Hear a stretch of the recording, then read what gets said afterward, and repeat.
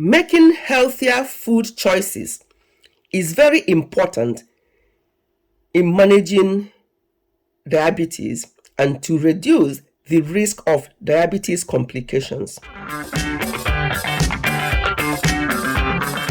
Hello everyone. Welcome back to Ifechi Health and Wellness. Today, I want us to look at 10 tips on how to manage diabetes. As I said before, diabetes is a long-term condition. We are talking about type 2 diabetes because type 1 diabetes is such that you have to always have insulin to be able to manage it. But unfortunately, some people with type 2 diabetes are now having insulin as well because the oral medications are not working for them. And some of the reasons why oral medications are not working is because people who take these medications think that taking medication is just enough and they don't watch what they eat. I've always said that to people that once you're diagnosed, yes, you are prescribed medication, well and good, take your medication, but at the same time, watch what you eat because that's the most important aspect of managing diabetes. There is no cure, but it can be managed, it can be reversed, and you can live a very long-term healthy life. But you have to watch your lifestyle, you have to look at what you eat. So let us look at 10 tips that I have here for how you can manage diabetes type 2. Number 1 is to choose healthier carbohydrates. All carbs affect blood sugar levels. So it's important to know which foods contain carbohydrates.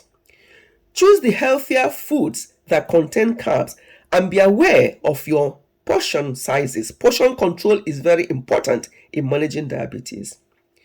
Here are some healthy sources of carbohydrates. One of them is whole grains like brown rice, certain fruits and vegetables, pulses such as chickpeas, beans, and lentils. Dairy products like unsweetened yogurts will also be good. At the same time, it's also important to cut down on foods low in fiber, such as white bread, white rice, highly processed cereals. Always make sure that you look at labels of things you buy. They may say low fat, but on the labels you see high fructose syrup. Whenever you see high fructose syrup or such like, run away because that kind of sugar is even worse than normal sugar. Number 2, eat less salt. Eating lots of salt can increase your risk of high blood pressure as well as other health issues. And this in turn will increase the risk of heart disease and stroke. Try to limit your salt intake because sometimes people with diabetes also have problem with their blood pressure. Number 3, eat less red and processed meat.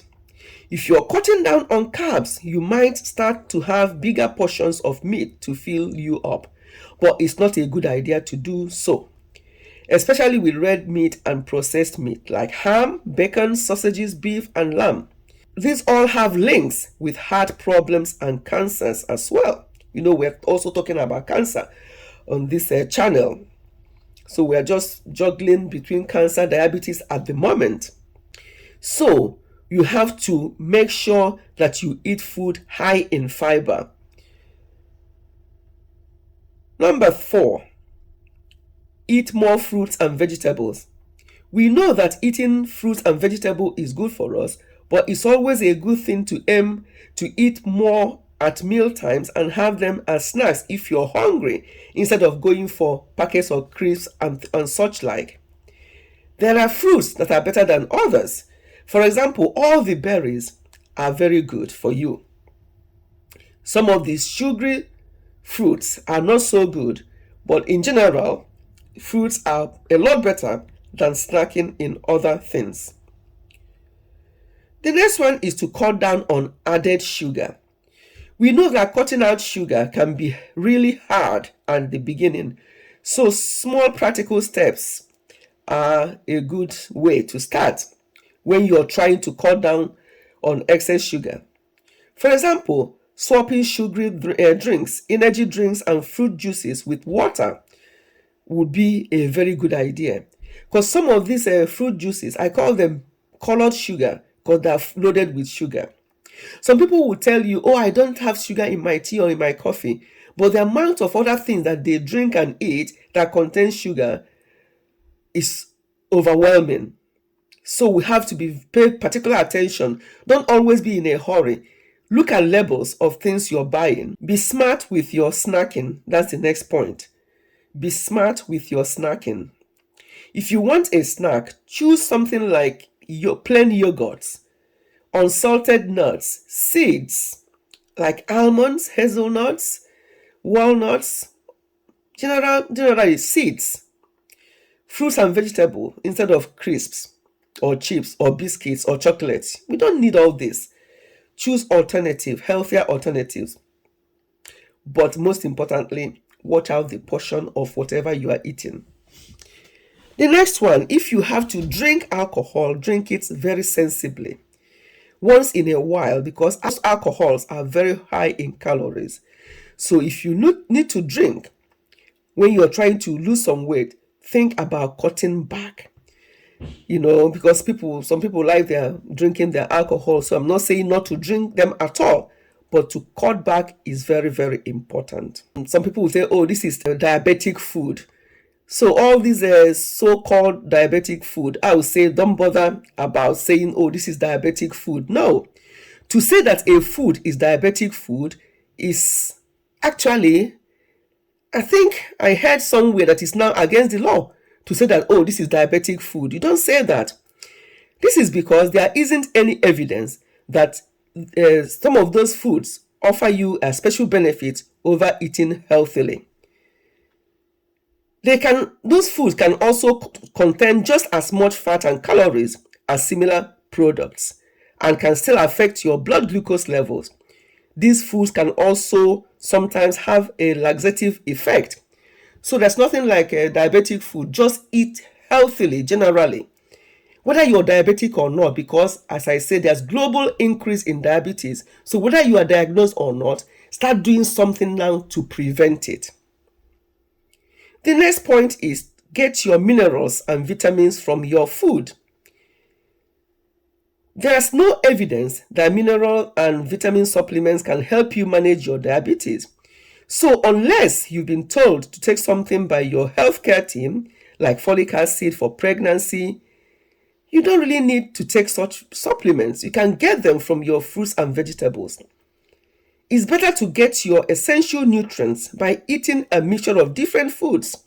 This is because some supplements can affect your medications or make some diabetes complications worse, like kidney disease.